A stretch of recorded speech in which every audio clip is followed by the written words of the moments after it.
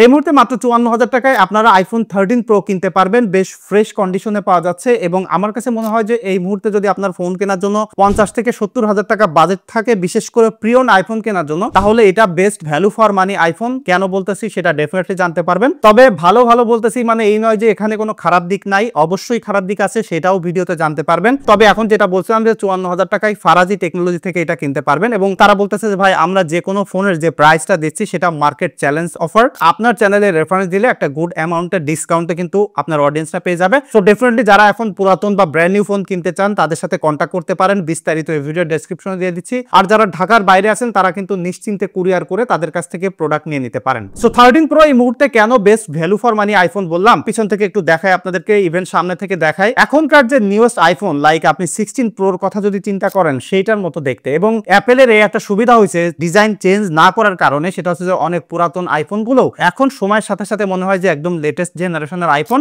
যদিও তাদের 15 সিরিজে এসে তারা বেটার আর্গোনমিক্যাল একটা ডিজাইন দিয়েছে যেটা হাতের মধ্যে ধরে কমফোর্টেবল লাগে। তো সেই জায়গা থেকে এই 13 Pro, 12 Pro, 14 Pro কোনো সময় আসলে হাতের মধ্যে কমফোর্টেবল ছিল না। বাট এই ফোন কিনলে সবাই, আমি জানি যে আপনারা প্রচুর পরিমাণে অ্যাক্সেসরিজ কেনেন, তো যখন একটা কভার লাগাবেন তখন কিন্তু সেই হ্যান্ড ফিলটা আপনার কাছে আর খারাপ মনে হবে না। আর একটা জিনিস হচ্ছে যে এই ফোনটা একটু হাতের মধ্যে সাইজ অনুযায়ী একটু বাল্কি আর একটু হেভি ফিল হয়। তবে সেটা ব্যবহার করতে থাকলে আই হোপ যে আপনার ওই মাসেল মেমোরি বা আপনার অভ্যাস হয়ে যাবে। এবং এটা একটা কম্প্যাক্ট সাইজের ফোন, তো যারা আসলে ছোটখাটো ফোন পছন্দ করেন তাদের জন্য ডেফিনেটলি এটা একটা এনজয়েবল ডিভাইস হবে। এবং এখানে কিন্তু আপনারা দেখতে পাচ্ছেন সামনে পিছনে সিরামিক শিল্ডের গ্লাস তারা ব্যবহার করছে আর স্টেইনলেস স্টিলের ফ্রেমটা রয়েছে। সো এইটা ডিউরেবল, সাথে প্রিমিয়াম একটা বিল্ড কোয়ালিটি আছে। সো অ্যাপেল কিন্তু সবসময় ডিজাইন এবং বিল্ড কোয়ালিটির দিক থেকে আসলে টপ নচ থাকে, এবং এটাও একটা কারণ যে তাদের ফোনগুলো লাইক 4, 5, 6, 7 বছর পরে যেও ভালো রিসেল ভ্যালু ধরে থাকে এবং মার্কেটের ডিমান্ড থাকে।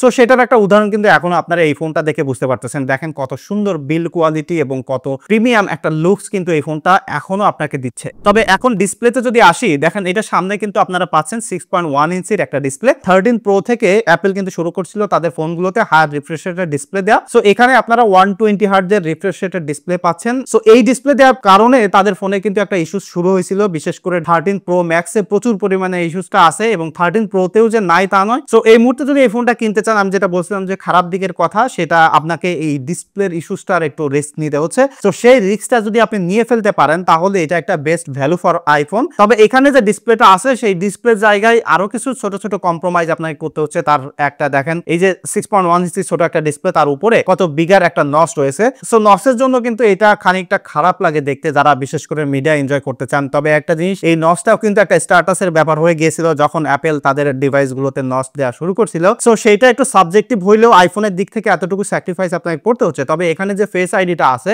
আমি সবসময় বলি যে স্মার্টফোনে যদি কোনো বেস্ট সিকিউরিটি সিস্টেম থাকে, সেইটা আমার কাছে মনে হয় যে পার্সোনালি ফেস আইডি অ্যাপেলের, এটা অনেকের কাছে ফিঙ্গারপ্রিন্টটা বেশি কনভিনিয়েন্ট মনে হইতে পারে। তবে এই ফোনটা আপনি ব্যবহার করলে যে কোনো কন্ডিশনে থাকেন কোনো সময়ই আপনার এই ফেস আইডিটা মিস করবে না। You will feel like there is no security system. আপনি জাস্ট ফোনটা ক্লিক করেন, সোয়াইপ করেন, আনলক হয়ে যাবে। সো ডিসপ্লেটার কোয়ালিটি ডেফিনেটলি ভালো আছে। সাইজটা একটু ছোট মনে হইতে পারে, তবে যারা ছোট ফোন পছন্দ করেন তাদের তো এটা নিয়ে প্রবলেম হওয়ার কথাই না। সো তারপরে যদি আসি এটার ইন্টারনালে, যেখানে এই মূলত ম্যাজিকটা হ্যাপেন্স অ্যাপেলের ক্ষেত্রে, কারণ এখানে ব্যবহার করা হয়েছে অ্যাপেলের 15 বায়োনিক চিপসেট, যেটা 5 ন্যানোমিটার একটা ফ্যাব্রিকেশন এবং এর সাথে 6GB র্যাম রয়েছে আর NVMe টাইপের স্টোরেজ। সো এখানে 6GB র্যামের কথা যদি আমি বলি তাহলে অনেকেই বলতে পারেন যারা বিশেষ করে iOS এর ডিভাইস আগে ব্যবহার করেননি, তারা বলবেন যে ভাই 25 সালে তো সব স্মার্টফোন 12GB 16GB করে র্যাম দিচ্ছে, সেখানে 6GB র্যাম দিয়ে আমি আসলে আর কি করতে পারি। সো সেই জায়গায় iOS এর ম্যাজিকটা হ্যাপেন্স। লাইক এখানে কিন্তু একদম লেটেস্ট iOS 18 চলতেছে। সো iOS এর যে অপটিমাইজেশন, বিশেষ করে তাদের যে র্যাম ম্যানেজমেন্ট, সেটা একদম নেক্সট লেভেলের। যে কারণে দেখবেন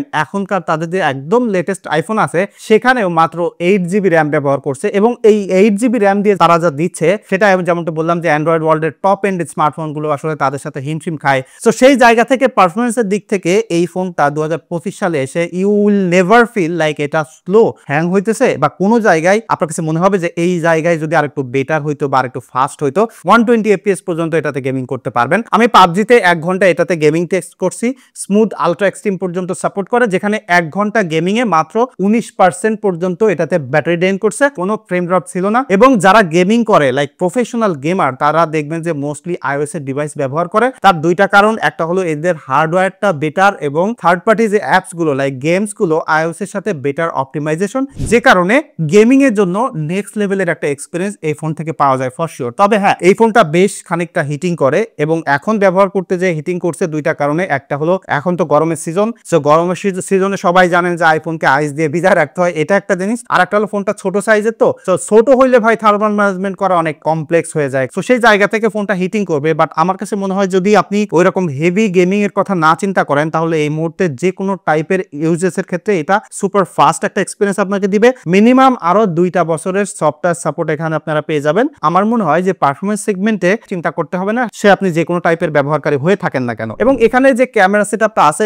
এই মুহূর্তে, আসলে আমরা যখন একটা স্মার্টফোন কিনতে চাই একটা প্রপার ক্যামেরা সেটআপ আমাদের সবারই লাগে, বিশেষ করে নাইট মোডে ছবি তোলা, টেলিফটো লেন্স থাকা, আলট্রা ওয়াইড লেন্স থাকা এবং মেইন লেন্স থাকা। তো সেই সব জিনিস এখানে পাচ্ছেন। বিশেষ করে অ্যাপেলের যে ফটো স্টাইল, লাইক একদম ন্যাচারাল টোনের ছবি ক্যাপচার করবে, এবং যারা আপনারা ভিভিড মুডে ছবি তুলতে পছন্দ করেন তাদের তো আর কোনো কথাই নাই, ছবি তুলবেন ভিভিড লাগাই দেন, বাট আপনি ইনস্ট্যান্টলি এটা সোশ্যাল মিডিয়াতে আপলোড দেওয়ার জন্য রেডি থাকবে। সো সেটা এখানে ডেফিনেটলি পাচ্ছেন। এবং যদি এই ফোনটা দিয়ে এখন আপনি প্রপার লাইটে ছবি তুলতে যান, কোনো ধরনের ফোকাল লেন্থ মিস করতেছেন না, এবং নেক্সট লেভেলের ডায়নামিক রেঞ্জও ক্যাপচার করতে পারে, ছবির ডিটেইলও খুবই সুন্দর। এবং এখানে যে 3টা সেন্সর রয়েছে, 3টাই কিন্তু 12 মেগাপিক্সেল করে সেন্সর। এই 3টা সেন্সরই কিন্তু আপনাকে নাইট মুডে ফটোগ্রাফি করার ক্যাপাবিলিটি দিচ্ছে। তবে অ্যাপেলের নাইট মুডের জন্য যে জিনিসটা হয় কি, ডেডিকেটেড কোনো নাইট মুড থাকে না, যখন লো লাইট থাকে তখন ওরাই নাইট মুডটা অন করে দেয়। তো সেই ক্ষেত্রে যেটা হয়েছে, আমি কখনো আসলে এই সেগমেন্টের অ্যাপেলের ডিভাইসগুলো নাইট মুডে স্যাটিসফাইড ছিলাম না। বিশেষ করে আমি সবসময় চাই যে ডেডিকেটেড একটা নাইট মুড থাকলে সেটা বেটার হয়। আদার দ্যান দ্যাট, আপনি যদি নর্মালি ছবি তুলতে যান এটা দিয়ে, আপনি এই 2025 সালে এসে ফটোগ্রাফি সেগমেন্টে কোনো কিছু মিসিং করতেছেন এরকম আপনার মনে হবে না। তবে এখন ফটোগ্রাফি করতে গেলে আমাদের একটা মেইন প্রায়োরিটি থাকে কিন্তু পোর্ট্রেট ফটোগ্রাফি করা, ব্যাকগ্রাউন্ড ব্লার করে। সো এখন যদি আপনি আইফোনের দিক থেকে চিন্তা করেন, তাহলে 14 প্রো বা প্রো ম্যাক্স, বা যদি আপনি 15 প্রো যান, সেইটা বাদে এর নিচে যত ফোন আছে তার মধ্যে সব থেকে বেস্ট পোর্ট্রেটের এক্সপিরিয়েন্স এটা থেকে আপনি পাবেন। কেন বলতেছি, কারণ এখানে যে থার্ড লেন্সটা রয়েছে সেটা দিয়ে আপনি 3x এ পোর্ট্রেট তুলতে পারবেন। সো 3x এ যখন পোর্ট্রেট তুলবেন, পোর্ট্রেটগুলো স্ক্রিনে আপনারা দেখে অলরেডি বুঝতে পারতেছেন কত সুন্দর ব্যাকগ্রাউন্ডের কম্প্রেশন, এজ ডিটেকশন এবং ব্লারটা। এবং আরেকটা জিনিস হচ্ছে, এখানে ডেডিকেটেড একটা টাইম অফ ফ্লাইট সেন্সর রয়েছে, যে কারণে এজ ডিটেকশনটা আরো বেটার রিম্যাপিং করতে পারে। তবে একটা জিনিস হচ্ছে যে পোর্ট্রেট অ্যাপেল কখনো নাইট মুডে দেয়নি। লাইক আপনি একটু লো লাইটে পোর্ট্রেট তুলতে গেলে এটা ভালো না, বাট যদি ফেসের পরে একটু প্রপার লাইট পড়ে, তাহলে আপনি এটা যে কাউকে দেখাবেন, দে উইল আইডেন্টিফাই যে এটা একটা অ্যাপেলের ডিভাইস থেকে তোলা, এবং এটা সবাই এনজয় করতেছে। এবং যদি বিশেষ করে আপনি ভিভিড মুডটা পছন্দ করেন, এখানে আমি কিছু স্যাম্পল কিন্তু ভিভিড দিয়েও দেখাচ্ছি, যে কাউরি পছন্দ হবে, কেউ এটাকে না বলতে পারবে না। আই এম শিওর আপনি এখানে 2 in 1 পাচ্ছেন এবং বেটার পোর্ট্রেটের এক্সপিরিয়েন্স পাচ্ছেন। সো 25 সালে এসে for the sake of photography এখানে আপনি কোনো কিছু মিসিং করতেছেন না। এবং যখন সেলফি ক্যামেরার কথা আসি, সেখানে কিন্তু আপনার 12 মেগাপিক্সেলের একটা সেলফি ক্যামেরা পাচ্ছেন। সেলফি ক্যামেরার এক্সপিরিয়েন্স খুবই ভালো আছে, যেটা বললাম যে নাইট মুডে পোর্ট্রেট সেলফি বাদে নাইট মুডে সেলফি তোলা বা নর্মাল সেলফি প্রপার লাইটে, কন্ট্রাস্টি লাইটে ইউ উইল এনজয়। যেটা বলছি, যদি ভিভিডটা লাগাই দেন তাহলে একদম ইনস্ট্যান্টলি স্যামসাং বা অন্যান্য স্মার্টফোনগুলোর মধ্যে রেডি টু আপলোডের মতো ছবি আপনাকে দিচ্ছে। সো সেইটা অনেকের কাছে ভালো লাগে, আবার অনেকের কাছে ন্যাচারাল টোন পছন্দ হয়, সেটা কিন্তু এখানে আপনার পেয়ে যাচ্ছেন। এবং অ্যাপেলের ডিভাইসগুলো সবসময় third party apps like native, যেটা না ফেসবুক, হোয়াটসঅ্যাপ, মেসেঞ্জার, স্ন্যাপচ্যাট, এইগুলো অ্যাপসের সাথে তাদের হার্ডওয়্যারের অপটিমাইজেশনটা ভালো, যে কারণে আপনি যত দামি অ্যান্ড্রয়েড ফোনের কথাই বলেন না কেন, সেই জায়গা থেকে যদি আপনি আসেন, ভিডিও কলিং এর এক্সপিরিয়েন্স অলওয়েজ আপনি বেটার পাবেন আইওএস এর ডিভাইসে। এটা আমি পার্সোনালি ব্যবহার করে দেখছি। এবং যেটা বলছিলাম যে আপনার ভয়েস এনহ্যান্স করার ক্যাপাবিলিটিও এখানে আছে। লাইক আপনি যদি কাউকে হোয়াটসঅ্যাপে ভয়েস মেসেজ পাঠান এটা দিয়ে, সেই ভয়েসটা শুনতে আপনার ভালো লাগে, এবং এটা সাউন্ড কোয়ালিটিও দুর্দান্ত আছে, যে কারণে এইটা থেকে ভিডিও কলিং এর এক্সপিরিয়েন্সটা বেটার হবে এবং ওভারঅল ক্যামেরা সেটআপ নিয়ে আপনার প্রবলেম হবে না। ভিডিও সেগমেন্টে এই মুহূর্তে আমরা 2025 সালে এসে ম্যান্ডেটরি যে জিনিসটা চাই সেটা হলো সিনেম্যাটিক ভিডিও এবং সিমলেসলি 4K ভিডিও করার ক্যাপাবিলিটি। সো এখানে আপনারা সর্বোচ্চ 4K 60 fps পর্যন্ত ভিডিও করতে পারবেন এবং সিমলেসলি 4K ভিডিও করতে পারবেন। লেন্স শিফটিংটা দুর্দান্ত, অ্যাপেলের ক্ষেত্রে যেটা হয়ে থাকে সবসময় বেটার লেন্স শিফটিংটা অফার করে, যেটা অ্যাপেল এখনো কিন্তু কিং ভিডিওগ্রাফিতে। হ্যাঁ, তবে রিসেন্টলি গুগল পিক্সেল, ভিভো বা স্যামসাং কিন্তু যথেষ্ট ভালো করতেছে, বাট স্টিল ক্রাউনটা কিন্তু সেই অ্যাপেলের জায়গায় আছে। সো এখানে বেটার ভিডিওগ্রাফির এক্সপিরিয়েন্স আপনারা পাবেন। এই মুহূর্তে যদি কেউ কন্টেন্ট ক্রিয়েট করতে চান স্মার্টফোন দিয়ে, সেক্ষেত্রে এটা নিশ্চিন্তে কিনতে পারেন। আর যদি আমি সিনেম্যাটিক ভিডিওতে আসি, ব্যাকগ্রাউন্ড ব্লার করার ক্ষেত্রে, এখানে আপনারা শুধুমাত্র ফুল এইচডি পর্যন্ত ব্যাকগ্রাউন্ড ব্লার করে ভিডিও করতে পারবেন। সো সেই জিনিসটা অনেকের কাছে ডাউনগ্রেড মনে হতে পারে যে না, যদি 4K হইতো তাহলে বেটার হইতো। তবে এখানে যে ফুল এইচডি ভিডিও আছে সেটার কোয়ালিটি খুবই ভালো, বিশেষ করে আপনি 1x এবং 3x এ পোর্ট্রেট ভিডিও করতে পারবেন। ট্রাইপডে রেখে যদি কেউ কন্টেন্ট ক্রিয়েট করতে চান, হেড টু হেড ভিডিও করতে চান, টকিং হেড টাইপের, সেক্ষেত্রে এটা একটা দারুণ এক্সপিরিয়েন্স আপনাকে দিবে। বাট যদি মুভিং অবজেক্ট হয়, সেক্ষেত্রে ব্যাকগ্রাউন্ডের এজ ডিটেকশন যে একদম পারফেক্ট হচ্ছে তা নয়, একটু দুর্বলতা আছে। বাট আমি যেটা বলতে পারি, যদি আপনি এই বাজেট সেগমেন্ট হিসেব করে কথা বলেন, তাহলে এটা ওভারঅল একটা বেটার ভিডিওগ্রাফির এক্সপিরিয়েন্স আপনাকে দিবে। সেটা সেলফি ক্যামেরার ক্ষেত্রেও একই। সো ফাইনালি ফাইনালি ব্যাটারিতে মুভ করতে চাই। এখানে কিন্তু 3095 মিলিঅ্যাম্পিয়ার একটা ব্যাটারি, সো যেটা ফিজিক্যাল সাইজে অনেক কম।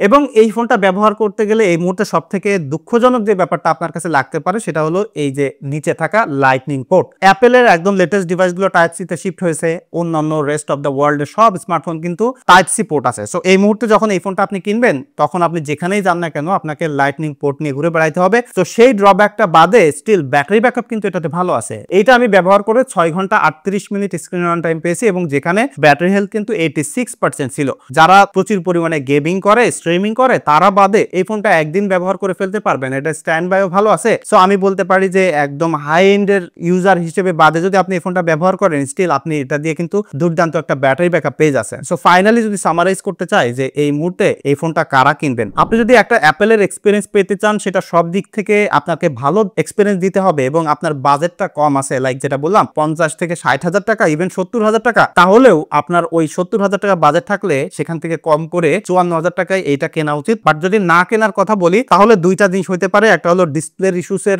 আপনি যদি রিস্কটা না নিতে চান, আর একটা জিনিস হলো এই লাইটনিং পোর্টের জায়গায়। সো এই দুইটা জায়গায় বাদ দিয়ে যদি আপনি কিনতে চান তাহলে এটা 2025 সালে এখন বেস্ট ভ্যালু ফর মানি একটা আইফোন। সো এটাই ছিল মূলত আমার এক্সপিরিয়েন্স, আমার মতামত। আমার মনে হয় অনেকেই আপনার এই ফোনটা ব্যবহার করেন। সো আপনাদের এক্সপিরিয়েন্স কেমন হচ্ছে বা কোনো ডিসপ্লের ইস্যুস পেয়েছেন কিনা সেটা ডেফিনেটলি কমেন্ট করে জানাতে পারেন। দেখা হচ্ছে পরবর্তী ভিডিওতে। ধন্যবাদ সবাইকে।